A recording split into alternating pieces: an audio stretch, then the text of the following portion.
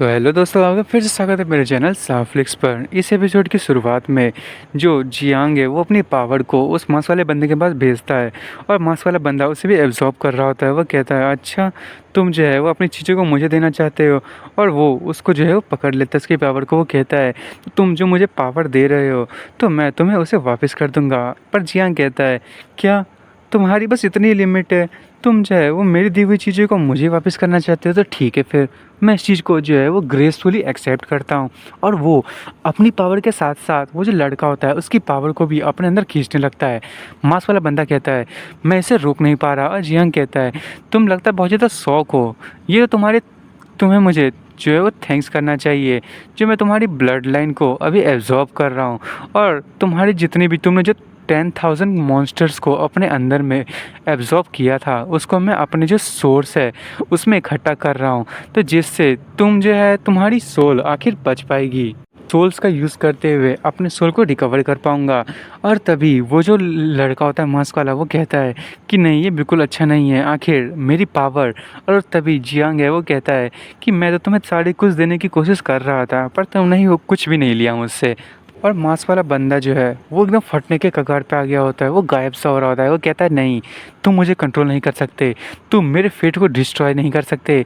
आखिर ये मेरा विल है, मेरी विल कभी डिसअपीयर नहीं होगी जब तक म्यूटेंट एग्जिस्ट करते हैं। तुम जो है बस देखते रहो। और तभी वहाँ पे वो मांस वाला बंदा फट जाता है, उसकी पूरी एनर्जी जो है वो ऊपर में इकट्ठा होने लगती है। और वो कह रहे होते हैं, म्यूटेंट्स, उनको जो है तुम जितना ज़्यादा चाहो उतना डिस्ट्रॉय कर लो, और वैसे भी हमें तो उसकी एनर्जी की ज़रूरत है, उनकी नहीं। और जो हेवन से आई है वो अब ओपन हो चुकी है वापस से, और जितने भी म्यूटेंट्स होते हैं वो जो जितने भी सोल्जर्स होते हैं उन पर अटैक करने लगते हैं। वो कहते हैं कि ये तो बहुत ज़्यादा क्रेजी हो चुके हैं और इनकी जो पावर है वो अचानक से बहुत ज़्यादा बढ़ चुकी है, और जितने भी म्यूटेंट्स होते हैं वो जियांग पे अटैक करने लगते हैं। और जियांग तुरंत ही जो है वो जितने भी उसके जो गार्ड्स होते हैं, मतलब सूरा, किंग, सांकोई और वो जो भालू होता है, उन सबको बाहर बुला लेता है। वो कहता है कि जल्दी से इन सबको रोको। और वो जितने भी जो जानवर होते हैं वो कहते हैं, ठीक है माय लॉर्ड। और जियांग कहता है कि जितने भी जो ब्लड क्रिस्टल से इन्फेक्टेड लोग हैं उन लोगों को जो है वो रोको, और मारो ना, उनको जिंदा ही छोड़ना। और तभी जो वो उनका लीडर होता है वो कहता है, ठीक है। जियांग की बहन कहती है, आखिर तुम उन्हें ख़त्म क्यों नहीं कर रहे हो? और जियांग कहता है कि जब उन एक पर्सन मारा जाता है जो ब्लड क्रिस्टल से इन्फेक्टेड होता है तो उसके अंदर से एक कियोस पावर निकलती है, जो कि पेंग टोंग जिसके बारे में बात कर रहा था, जिससे वो इतना बर्सर्क हो पाया।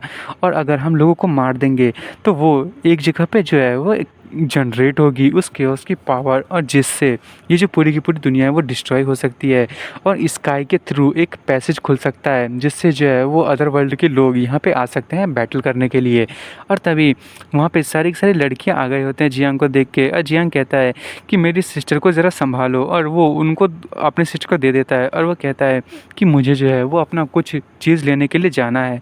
और तभी हमें वहाँ पे दिखाया जाता है जहाँ पे बहुनिया लड़ाई कर रहा होता है। वो ओल्ड मैन उससे कहता है कि तुम्हें देख के तो ऐसा लग रहा है कि तुमने जो मेरी सिटी में ट्रैप लगाए थे वो काम नहीं कर रहे, वो टूट चुके हैं। तभी बहुनिया कहता है कि ये मैटर नहीं करता, हमारा प्लान वैसे भी नहीं, ऐसा कुछ नहीं था, वो लोग बस मामूली से सेक्रीफाइस थे, और अब वैसे भी टाइम आ चुका है, अब उनका जो सेक्रीफाइस है वो ज़्यादा ज़रूरी है उनके मुकाबले में। और इसके अलावा देखा जाए तो तुम भी तो है वो डिवाइन स्वॉर्ड पे ज़्यादा ही रिलाई कर रहे हो, तो मुझे लगता है कि वही तुम्हारी एक लिमिट है। और मेरी आंखें जो है वो पूरी तरीके से ओपन हो रही हैं, और जैसे कि तुम देख रहे हो आसमान में उसमें से जो डिवाइन गॉड है वो बाहर निकलने वाला है, तो तुम अब इसे ज़्यादा देर तक संभाल नहीं पाओगे।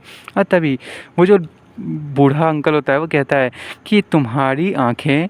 और तभी वो जो है वो बहुत ज़्यादा गुस्सा होता है, और वो जो स्वॉर्ड होता है बहुत ही बड़ी हो जाती है उसके पीछे में एक, और वो कह रहा होता है कि मेरा पर्पस सिर्फ तुम्हें यहाँ पे ट्रैप ही करना नहीं है। और तभी वहाँ पे कुछ फॉर्मेशन टाइप का होता है, और वो कह रहा होता है कि ये तो वूलिंग डिवाइन स्वॉर्ड है।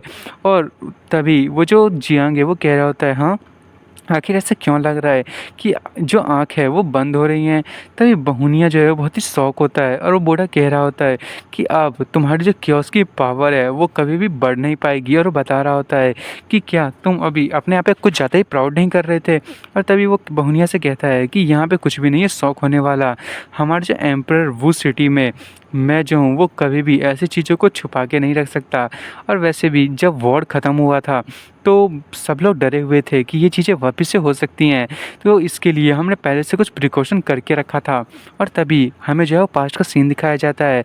जो पहले की जो वुडी सिटी का लॉर्ड होता है वो कहीं पे आता है, वो कहता है कि हमारी जो फर्स्ट जनरेशन थी वो उन्होंने डिवाइन स्वॉर्ड को अपने पास रखा और हमने जो है इस सिटी में फॉर्मेशन बनाने के लिए उसका यूज़ किया था कि हम उस फॉर्मेशन को हिडन कर सके पूरी दुनिया से।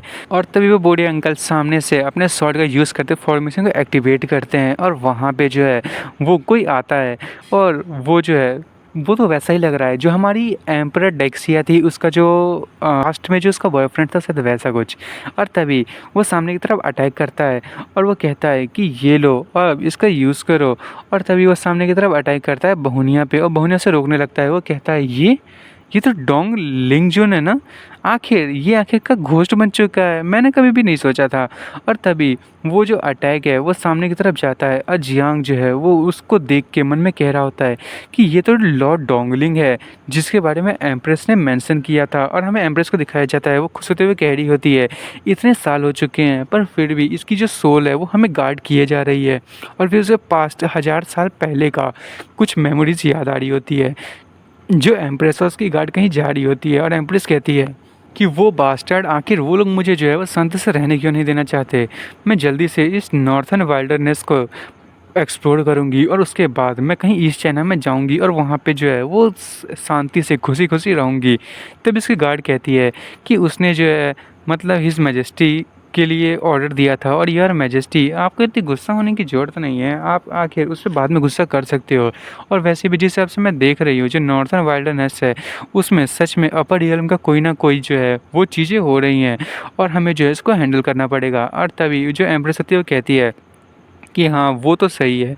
और वो बोलती है कि हम जो है वो इतने टाइम से यहाँ पे जो है वो इन सारी चीज़ों को रोक के रखे हुए हैं और इस विज़न को देखा जाए तो अपर वर्ल्ड जो है मुझे लगता है कि लोअर वर्ल्ड के लोगों को मार देगा।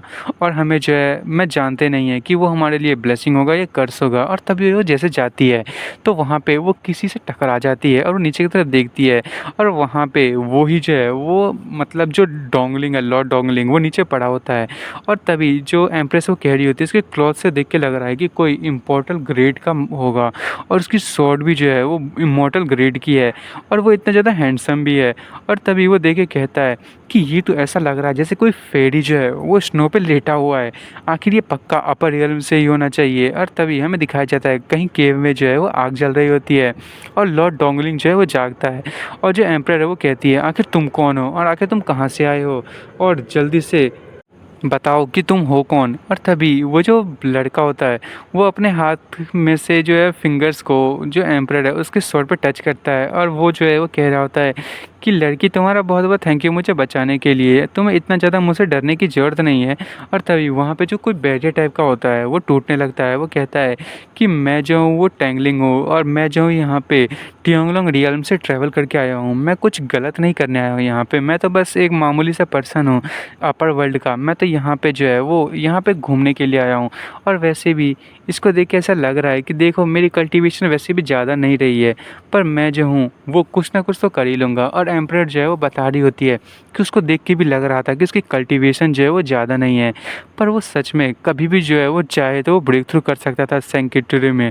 और इसके साथ ही साथ वो जो है वो बहुत ही ज़्यादा नॉलेजेबल था और उसकी जो क्राफ्ट्समैनशिप थी वो बहुत ही ज़्यादा अच्छी थी। और सबसे ज़्यादा मुझे शौक उसने इस चीज़ के लिए किया कि उसने जो है वो हेवन में जाने के लिए यानी कि अपर रियल में जाने के लिए एक लैडर को तैयार करना चाहता था पर वो उसको असेंड नहीं कर पाया। तभी जो लॉर्ड डैगलिंग है वो कहता है कि लैडर जो है वो ब्रोकन हो चुका है, कोई नहीं मैं उसको वापस से तुम्हारे लिए बना दूंगा। और वो जो एम्परर होती है वो कहती है क्या ये बनाया जा सकता है। और वो कहता है कि हाँ ये जो वर्ल्ड है वो पूरी की पूरी स्पिरिचुअल पावर से भरी पड़ी है, तुम जो है वो इन्हें कंट्रोल कर सकते हो और इसका यूज़ कर सकते हो। और वैसे भी जितना ज़्यादा ये बढ़ती रहेगी उतना ज़्यादा तुम्हारे पास जो है वो ताकत रहेगा एक फॉर्मेशन बनाने के लिए उस लैडर के लिए। और ये वर्ल्ड जो है वो पूरे का पूरा असेंड कर जाएगा अपर रियल में। तो ये फॉर्मेशन जो है वो पैलेस के तौर पे ज़्यादा अच्छा रहेगा। तभी एम्परर कहती है कि पैलेस के तौर पे। और तभी जो लॉर्ड डैंगलिंग है वो कहता है कि ये मेरे सेल्फिशनेस को दिखा रहा है। और तभी जो एम्परर होती है वो बता रही होती है कि मुझे लगा था कि वो जो है वो इमॉर्टल अपर रियल्म से तो आया होगा, पर वो ऐसी अनएक्सपेक्टेड चीज़ें नहीं कर सकता होगा। पर उसने बिल्कुल भी वेट नहीं किया और जिस दिन वो असेंड करने वाला था ऊपर, तभी वहाँ पे जो है वो कुछ इमॉर्टल रियल्म से लोगों ने जो है वहाँ पे अटैक कर दिया। और तभी वो बता रही होती है, जब जो क्विंगचेंग है वो आ रही होती है तब का सीन, मतलब पास्ट में। और तभी जो लॉर्ड क्विंगचेंग है वो स्वॉर्ड को उसकी तरफ करते हुए कहते हैं कि मैं तुम्हें रोक के रहूँगा, तुम्हें जो है वो अर्थ पे बिल्कुल नहीं आना चाहिए। और एम्परर जो है बता रही होती है कि मैंने लॉर्ड डोंगलिंग को देखा उनको एक्शन में, जब वो जो है वो हमारे जो अर्थ है डायमेंशन उसको बचाने की कोशिश कर रहे होते हैं।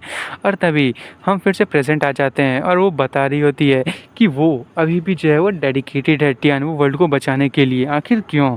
और तभी वो जो ओल्ड मैन होता है वो कहता है, इमॉर्टल ब्लैक ड्रैगन, आखिर ये जो टियानो रियल में तुम क्या कर रहे हो, और तुम सच में अपने क्लॉस को और फैंग्स को यहाँ पे फैलाने के लिए आए हो। तुम तो अपर रियल में होने चाहिए थे, आखिर तुम जो है वो इवल एम्परर की क्यों मदद कर रहे हो। और तभी वो सामने की तरफ अटैक कर देता है। और तभी बहुनिया कहता है, आज जो है वो सच में अपर रियल के जो लोग हैं उनको यहाँ पे आने से कोई नहीं रोक सकता। और बहुनिया पे वो अटैक जा ही रहा होता है। बहुनिया कहता है कि लगता है कि तुम जो डोंगलिंग है उनकी पावर को अभी भी जो है वो यूज़ ही कर रहे हो, पर तुम्हें क्या लगता है कि लोअर वर्ल्ड में उनकी पावर कोई खास होगी। और बहुनिया पे वो अटैक लग जाता है। बहुनिया कहता है कि ये बहुत ही सरप्राइज़ करने वाली बात है कि वो अभी भी इतनी ज़्यादा हिम्मत कर रहा है अपनी पावर का यूज़ करते हुए तुम लोगों को बचाने की।